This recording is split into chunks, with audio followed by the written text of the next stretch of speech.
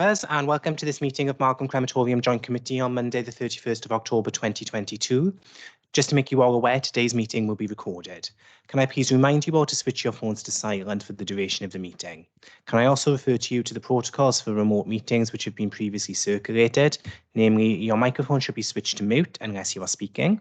Should you wish to ask a question or make a comment, can you please indicate via the chat function or by raising your electronic hand, or if you're in the chamber today, if you could just raise your hand in the line with the usual customs. I will assume that you have all read the paperwork before us today prior to the meeting. Please only use the chat function to indicate if you wish to speak as an alternative to the electronic hand function or to raise any technical issues. And when asking a question, could you please, if possible, indicate which page number are you referring to? My name is Craig Griffiths. I'm the clerk to the Joint Committee of Margam Crematorium, and accordingly will be opening today's meeting. Our first item of business for this coming administration would be the appointment of chairperson for the 2022-2023 civic year. I wonder on this occasion, therefore, could I have a proposer for chair, please? Councillor Jones? Yes, thank you, Mr. Griffiths. I propose Councillor Latham. Could I have a seconder, please? Yeah, the chair, happy to second. Thank you, Councillor Scott Jones. And unless I see anything to the contrary, I will presume all members are in favour of this. Thank you very much. I confirm, therefore, that Councillor Latham has been appointed chair for this coming year. Our next item on the agenda is the appointment of vice chairperson. Could I have a proposer for vice chair, please? Councillor Bob Jones. I propose Councillor Davis. Thank you very much, Councillor Jones. And could I have a seconder, please? Yeah, chair, happy to second. Thank you very much, Councillor Jones. Unless members indicate to the contrary, I presume everyone is content with that. Thank you very much. I will now hand over to our chair then to take the rest of the meeting forward. So, Councillor Latham. Thank you, Craig. Can I personally thank everybody for the nomination and the election of myself as chairperson for this committee. It's a very special committee and one that I'm sure over the next couple of years you'll all agree is there for one purpose and one purpose only, and that's to look after the bereaved that use Margam Crematorium. And I'm sure I speak on behalf of my vice chair as well, to thank everybody for allowing him to have a chance to be vice chair of this, what I said, I think is a very special committee. So thank you all for that. So to go back to the agenda then, item 3 is any declarations of interest. Anybody, any declarations of interest? I don't see any indicated. Item 4 then is the management restructuring in Neath Talbot Council and designation of clerk to the Joint Committee of the Margam Crematorium. Hand over to Craig. Thank you very much, Chair. So this report is before members to inform you in the first instance of a sort of management restructuring that has been proposed ultimately within Neath Talbot Council relating to Margam Crematorium, and obviously then to consider the impact that it would have obviously on the work of the Joint Committee and the way in which we take that forward. So just in the first instance, I'll explain that during the course of this year, the Chief Executive of Neath Talbot Council undertook a management review of the various heads of service portfolios within the council, essentially looking at the best way we could implement the requirements of our corporate plan and obviously make sure then that there's greater synergy ultimately within individual services. So members will be aware in the first instance that the head of service for the Margam Crematorium is myself. I am also the council's head of legal and democratic services. Our cemeteries function is considered by our environment directorate, and the head of service to that is Mr. Mike Roberts, who sat on my right-hand side here. Obviously, can answer any questions that members may have on that particular element. As part of the review, the Chief Executive determined that she would like to transfer the function of the head of service from myself over to Mike Roberts to try and have some greater interlinkages ultimately between the cemeteries team and the crematorium team. However, one of the points that needs to be recognised is, of course, Margam Crematorium Committee, which is the committee we're in today, is an independent body from the decision-making processes of the council, and therefore, from your perspective, you have to give determination as to whether you are content ultimately for the clerk function also to be transferred over. There's a requirement in our establishment agreement that the committee will designate who their clerk ultimately will be, and the custom that there's been within Neath Talbot Council is that the clerk has been and the head of legal and democratic services of the council. So the proposal ultimately through members today is that given a chief executive has determined a potential transfer of the function to the Environment Directorate, whether you wish to now also transfer your clerk function ultimately over to the Environment Directorate at this stage, in which case it will necessitate a small change to the establishment agreement for it. That is a matter that is within the purview of the committee itself, and that's ultimately why it's before members today, for obviously to ask any questions that you may have on the proposal, or if there are any aspects that you wish to identify as part of it. So I'll be happy to take any questions, Chair, regarding this. Mr. Mike Roberts will also be able to answer any questions as well, if there's anything specific you'd wish to know about the cemetery service. Thank you, Chair. Okay, thanks, Craig. Before I open it up to any members who want to ask questions or make comments, I think I'd like to start by saying that in the 8 or 12 years since I've been chair of this committee, I would say that this is probably one of the most, in my opinion, controversial papers that's come before us. I want to place on record that it's nothing to do with any personalities. It's nothing to do with the fact that Mr. Mike Roberts has been named in this report. I have a lot of respect for Mike. I was Mike's cabinet member for 8 years from 2012. But I don't feel that this report is the right way or the right decision for Margam Crematorium. And I will explain why I feel that. Margam Crematorium was opened in 1969, and Margam Crematorium has been run this way for 50 years, and I don't see why there's a need for any change. I've been privileged enough to go up and down the country, and I mean that without any exaggeration, and I visited many crematorium which are authority run. And when I explain the model to other people, the model that we've got in Margam, they really are jealous. It's an independently run crematorium, and we've run it successfully without any change, without any controversy, as I said, since 1969. And I really don't feel the need for any change at this moment in time. And I need to emphasize it's nothing personal against where it's going. As I said, I got a great lot of respect for Mike Roberts and everybody over in Street Scene. But I would advocate that we keep the independence of Margam Crematorium and dismiss what's being suggested in here. There's an old adage, colleagues, that if it ain't broke, it don't need fixing. And I think that's where we are with this, in my opinion.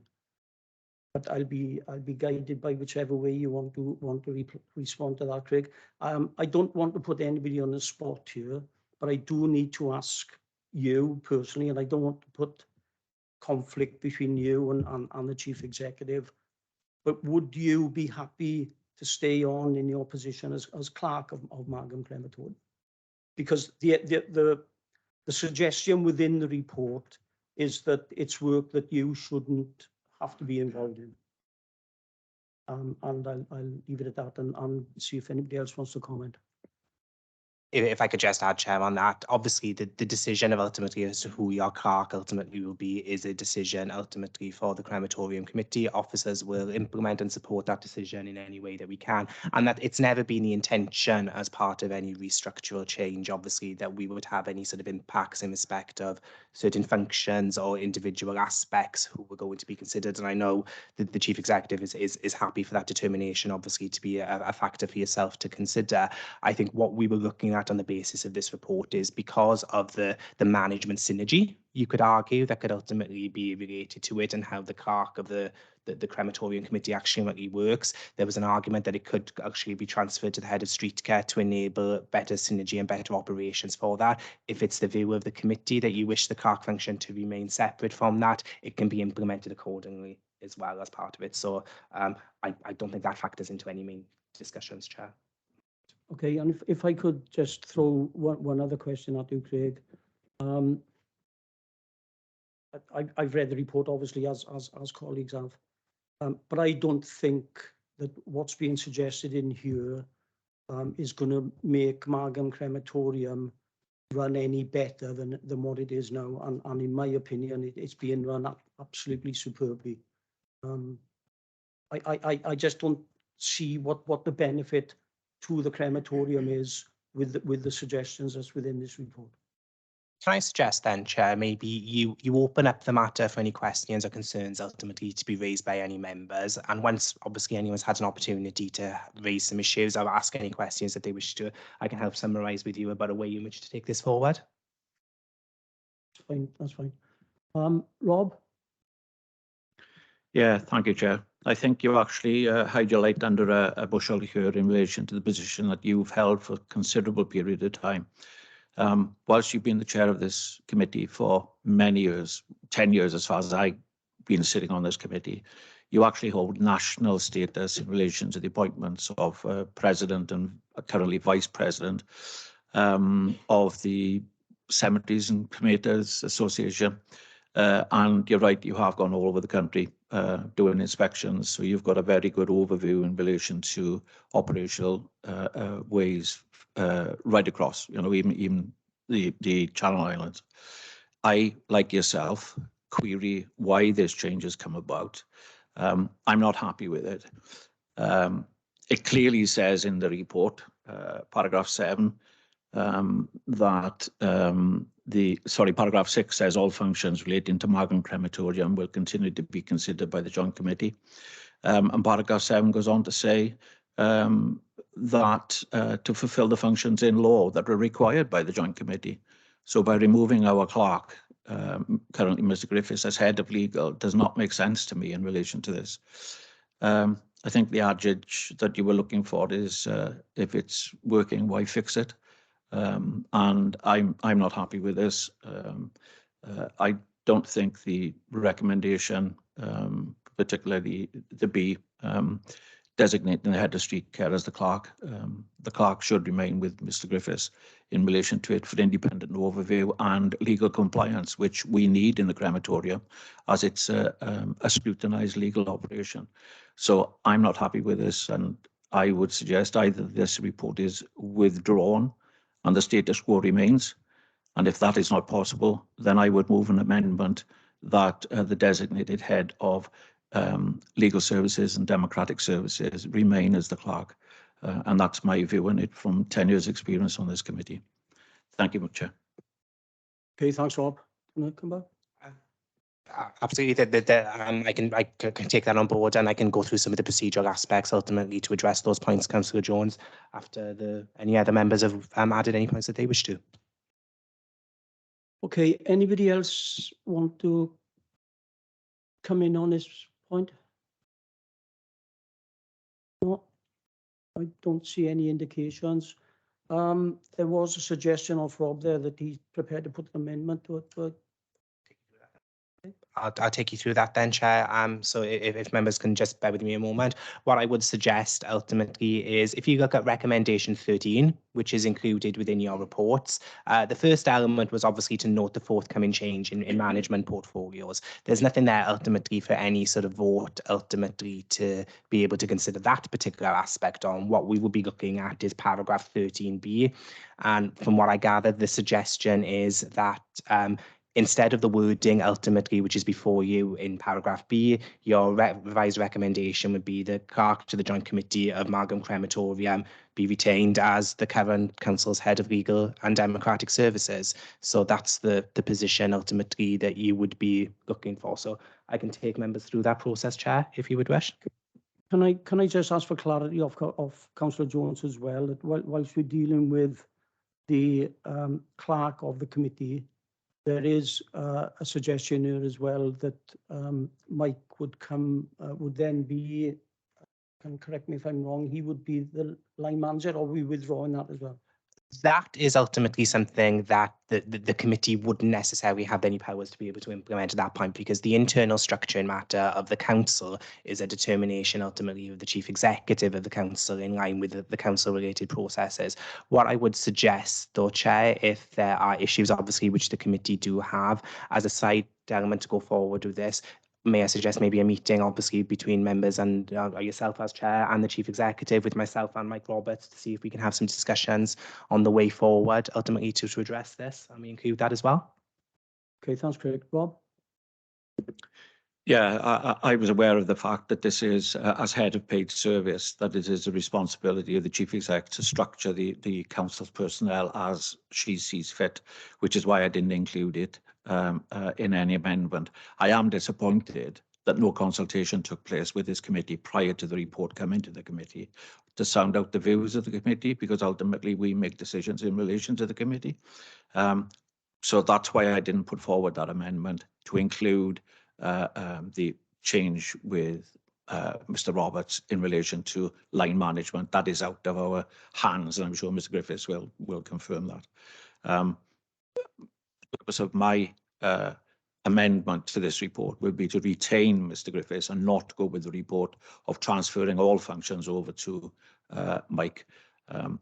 I'm concerned on issues here in relation to the implementation of legality. We've always had someone from the Environment Directorate associated with the committee, normally the director, but we've always had a technical officer, and I see that there could be a fulfilled function there going forward.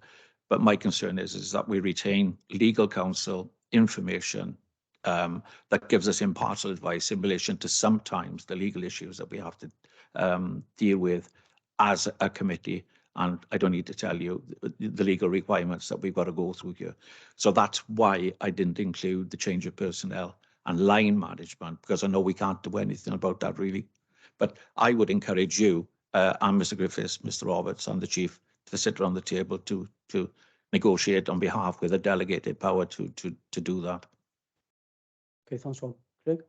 Absolutely, yeah, absolutely correct, Councillor Jones, in the statement. Obviously, you give them the factual information for it.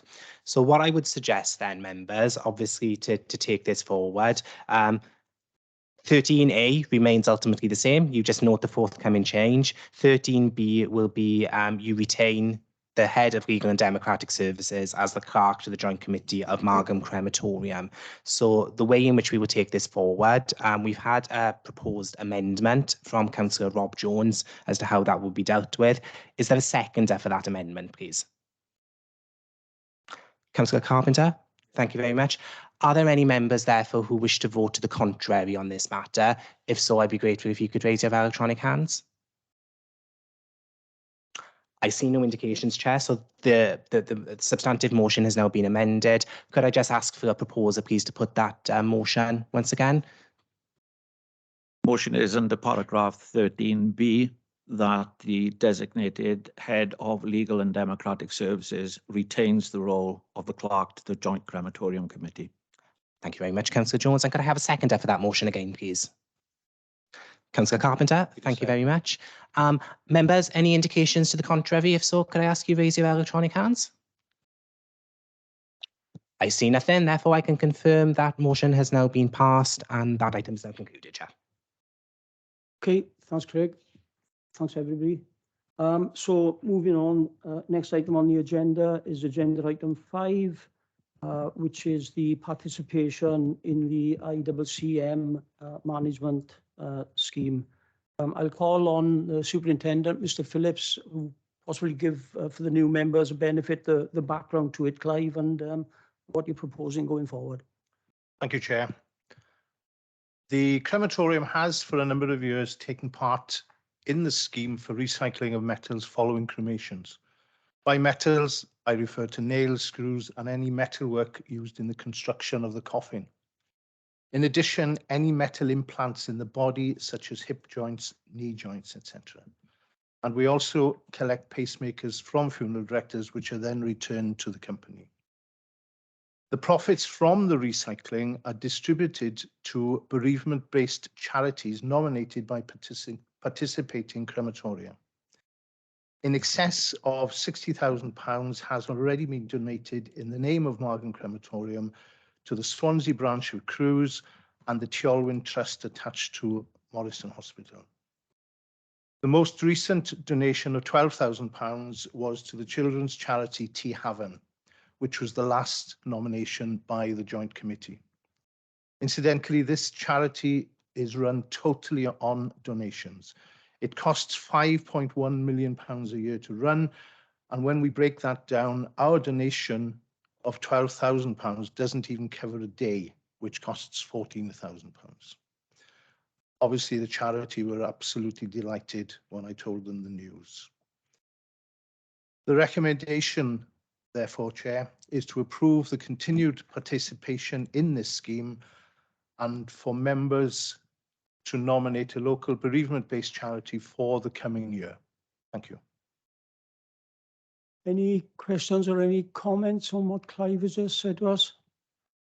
Just basically in sort of layman's terms, what happens is, as Clive has said, there are metal parts within the cremation process. And this scheme allows those parts to be recycled. We get money back for it, and we hand it out to the designated charities. It's something that I feel very proud about, and I have asked a question of Craig as to why we can't sort of get some publicity out of this. But there is a bit of a grey area because, you know, do you really want to tell people that you're donating the mother or father's knees or hips or whatever? So it's a very delicate situation. But I think we are comforted in the fact that we know that this money is going to a children's cancer charity. So that's the reason behind it, and it's done annually. So I don't know if anybody, Rob? Yeah, I totally support your comments. Bit of a low baller, Clive. Do you know how much in total, since we've been members of the scheme, have been donated to charities?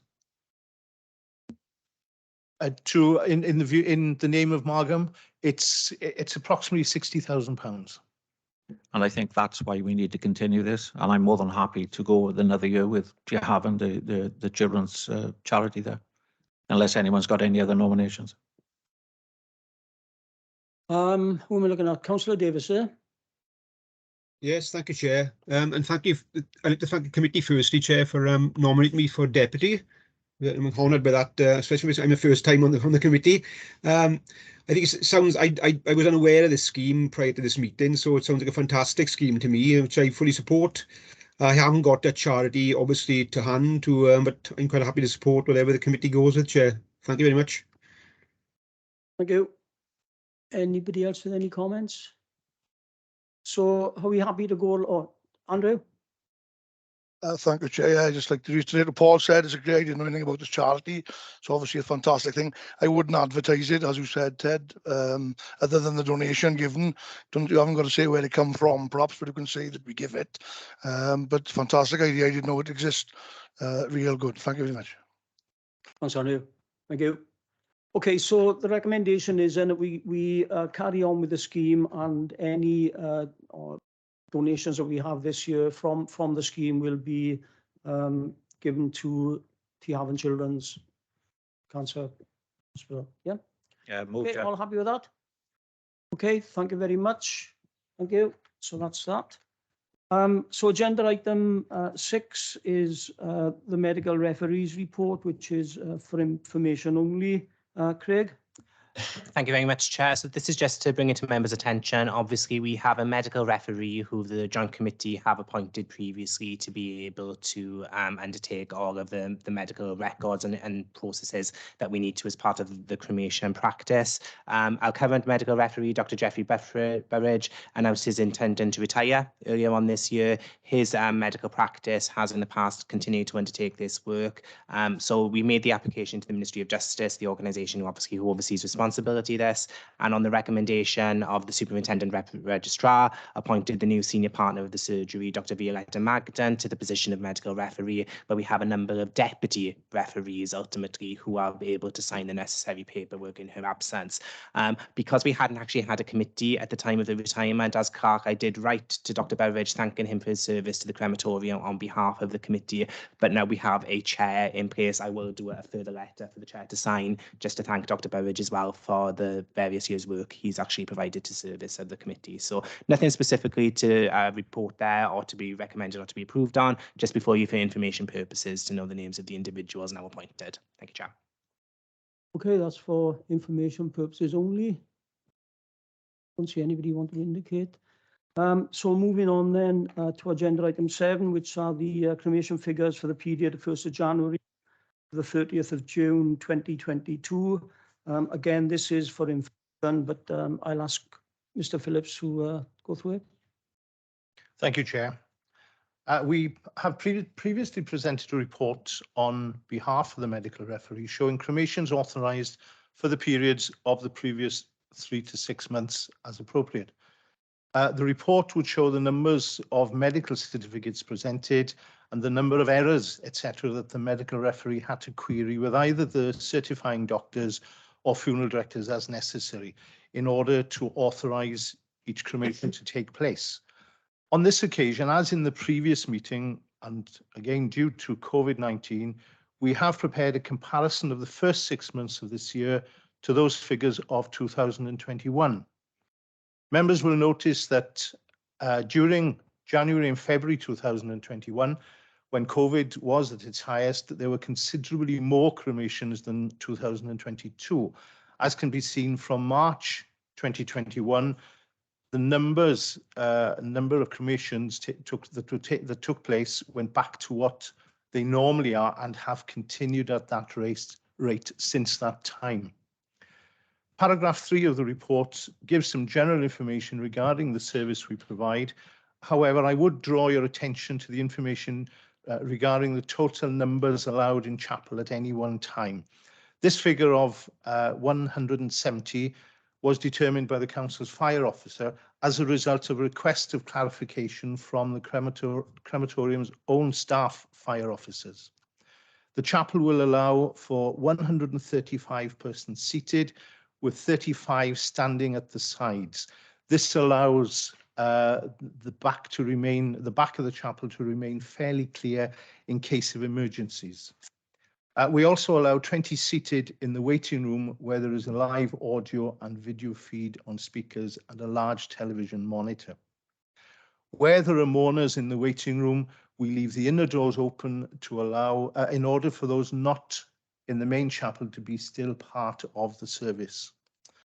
There is, of course, a certain amount of flexibility, and we would not leave a few remaining mourners outside. As the Chair stated, this report is for members to note. Thank you, Chair. Thank you, Clive. Anybody got any? Wayne? I just want to say thank you, Clive, to you and your staff for someone who experiences firsthand your excellent service, dignified service for those who have gone through bereavement, particularly these last 3 years, been a very, very difficult time for families. And I just want to recognise the great work you do at the crematorium at Margam. Thank you. Thank you, Councillor. Thank you, Wayne. I fully endorse what you just said there. Anybody else with any comments? It is for noting. Okay, don't see any, so thank you. I think it'll be an apt opportunity for me to come in here. This is a brand new committee, apart from myself and Councillor Jones. And we are dealing with the running of Margam Crematorium. And I think, Clive, I think we should at least organise a visit on the premises, preferably when it's working down there, so that people can see what goes on down in Margam Crematorium, what goes on behind the closed doors, and it'll give you an insight as to how the crematorium works. So as a brand new committee, I think we ought to take that on board and get something organised. Get the bone shiner out, and we'll have a cup of tea as well. But yeah, certainly advocate for it's interesting. It really is. I mean, Wayne would know what goes on down there, and it's something not to be scared of.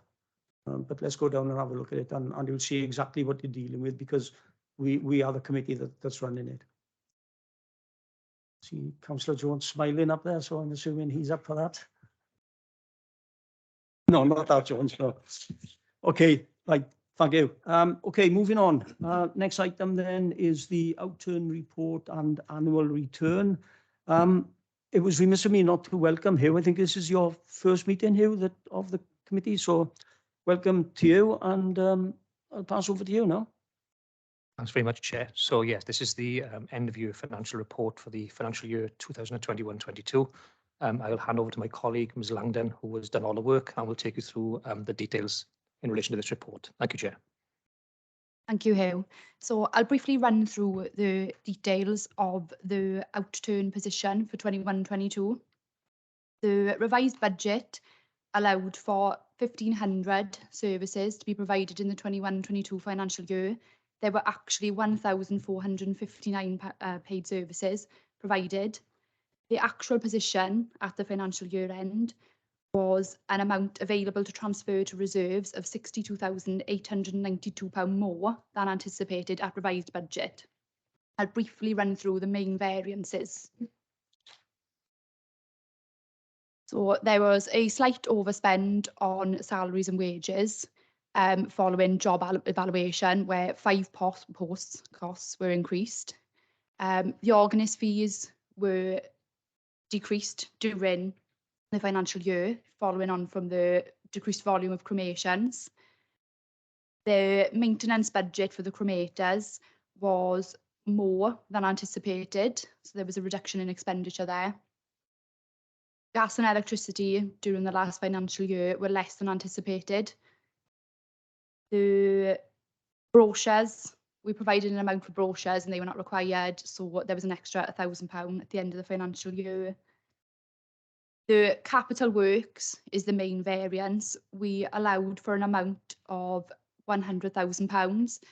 We actually only spent £23,800 due to just delays through COVID, resulting in the biggest variance. Moving on to income, the cremation fees were less than anticipated due to the reduced number of cremations. However, we provided 1,459 during the year, including 24 cremations where there was no cremation fee payable as they related to under 17s. There was £41 worth of bulb donations during the financial year, but no Palm Sunday donations as there was no service held. Book of Remembrance income declined as it has done during the 2 previous financial years. It is hoped that the uptake will increase with the publication of a new brochure, which is underway. Media services income, so Wesley Media, continues to be very popular, and the income was more than anticipated, and memorial income has seen an increase during the financial year. The reserve position is shown, resulting in an amount available to transfer to the general reserve of £125,000 at the end of the financial year, resulting in a balance of 871,779. The appendices show the positions at the end of the financial year. Happy to take any questions. Great, thanks, Karina. Anybody got any questions, Rob? Yeah, thank you, Chair. Thanks, Karina. Efficient as always. I think perhaps for the benefit of new members into this committee, whilst those figures, paragraph 3.1 looks very impressive in relation to monies that we've got in reserves, what should, I think, be explained is that a couple of years ago, we replaced the cremators in Margam Park, and I think it was then roughly about Margam Park. Got Margam Park in the brain at the moment. Although there's an opportunity for business, move it into the park. It'll bring tourists in, I'm sure. A couple of years ago, we replaced the cremators down in the crematorium, and it was over £1 million to replace. They've got a lifespan of about 10 years. And therefore, you will see the cremator renewal fund at 700,000. That money will be used to replace. But also, it's not as if we sit on this money. The building works was paid out of our reserves, as was the air conditioning, the new outside shelter, grounds maintenance, general upkeep, and roof repairs. So that money does get used. What I would like to see, Chair, moving forward from this, is at the next meeting, if I could ask that we have an item on there regarding pure cremations. These are affecting costs. The report clearly indicates that apart from a minimal increase in 2019, we have remained static in relation to our costings. And I think this is going to have an effect. Several of the local undertakers have contacted me in relation to this pure cremations. So I think it's something we need to look at to see whether we need to adjust our fees up or down, particularly with energy costs and so on and so forth. And I also note that we haven't got a forward work programme like we've had in the past, and perhaps that also needs to be included in relation to the next agenda for items that we would look to use this money for further improvement, because over the last 5 years, we've invested heavily in Margam Crematorium. And I think we need to continue to look to invest, because there was very little investment for the previous 50 years. But it is something that we need to make sure that we secure going forward. So those are the points I would like to make, and for the benefit of the new members on the committee.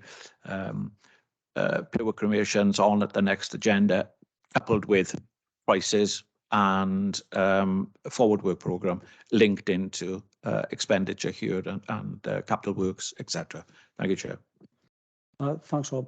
I'll fetch Craig in. I'll fetch Craig in to respond generally, and ask Craig if, again, for the benefit, and I'm not being ignorant here, but for the benefit of new members, exactly what Rob is talking about in what we call pure cremations.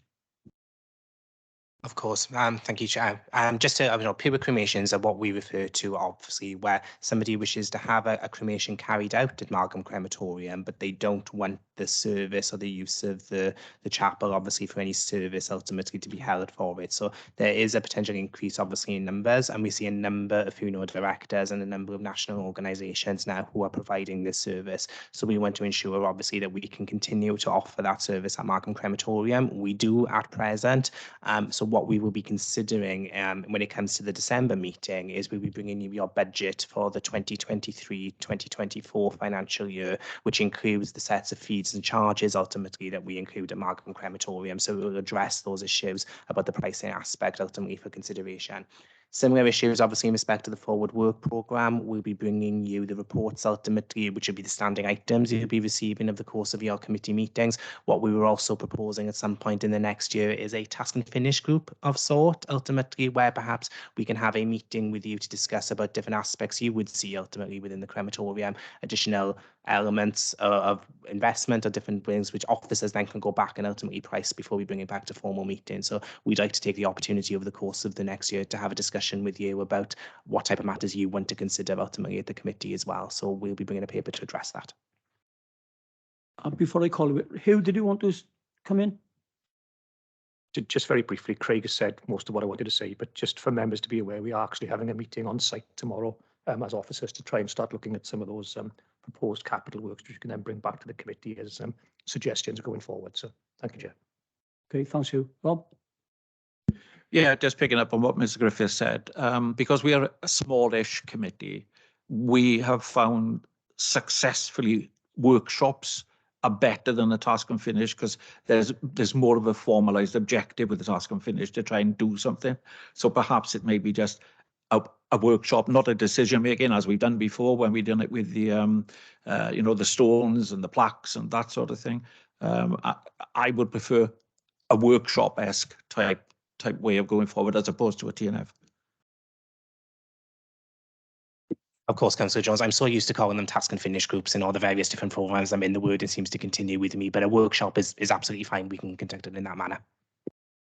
Okay, Paul? Yeah, thanks, Chair. Chair, looking at the figures, I haven't got a page number, but it's Appendix 1, the Margam Crematorium Income and Expenditure Account. On the bottom, it gives the funding from the joint authorities. And looking back to, well, last year, basically, they're pretty consistent, those figures from both authorities. Now, we got a bit of a crisis coming up with finances through local authorities after the debacle in London. Are we expecting any reduction in those figures going forward from 553 and 447 from respectively from Bridgend and Neath Talbot? Does that make sense, that question? Yes, Councillor Davis. They're dividend. So these are payments we make to the local authority from right. the crematorium. So it's based on the council tax base rate, the split is. So we make a payment from the joint committee to Bridgend of 44,700, and we make a payment to Neath Talbot of 55,300. Well, I got that. I read that wrong there. That's funding from us to them rather than the other way around then, Chair. Is that right? Yeah, what happens is there's a precept set which both authorities pay into the crematorium because it is a joint committee. Right. And annually, both authorities get a payment back. And I think what is 400 and no, it's 447, Chair, for yeah. Bridgend and 553 for Neath Talbot that you pay to us, and then we pay out the 55,300. Yeah, that's paid to Bridgend Authority, and Neath Talbot gets something like 500,000 from Margam Crematorium. I misread the thing. Okay, thanks, Chair. Thank you. Okay. Or 55,000, is it? Beg your pardon, not 500,000. Yeah. Rob? Yeah, just for the benefit of Councillor Davis, in years gone past, when things were lean, that was in hundreds of pounds, not thousands of pounds. So there would be like 600 paid from the Crem into Port Talbot and 400 paid into Bridgend. There's something like a 55-45 split in relation to the monies. But you can see because of the way that the crematorium is working, that has been steadily increased to give that share. So it's basically a dividend income that Bridgend and Port Talbot councils get back from the crematorium. I don't know if that now makes sense, Paul. Yeah, it does make sense. Thanks, Chair. Thanks, Rob. Okay, thanks. Anybody else? Any comments on the accounts? Wayne? Thank you, Chair. It's a query I want to put to Clive, really. During COVID, we weren't allowed to sing at the crematorium. So the use of the Leslie system came into its own, really. Have you noticed a downward trend of the use of live music in cremations since that time? Because I'm finding a lot of people, they don't want the hymns anymore, but they want to play popular songs, or is there still that combination of both?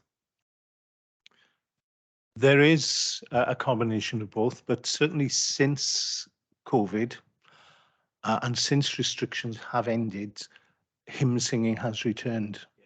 And hymn singing, I haven't got the figures, but certainly if we had 6-7 funerals a day, there would be hymn singing, probably 4 or 5. The Wesley system continues to be very popular as far as music on entry, music on exit, but people still want to sing hymns. Thank you, Clive. You're only really confirming what I already know, but it's good to see because we've seen a reduction in the figures of organist fees because of the number of funerals at the crematorium, but I thought there might have been a reflection of the use of the organist as well during COVID, you know. The organist is paid per funeral, whether they actually play the organ or not, but they do operate the Wesley system, so they are responsible for the music. Okay. Any other questions or comments then on?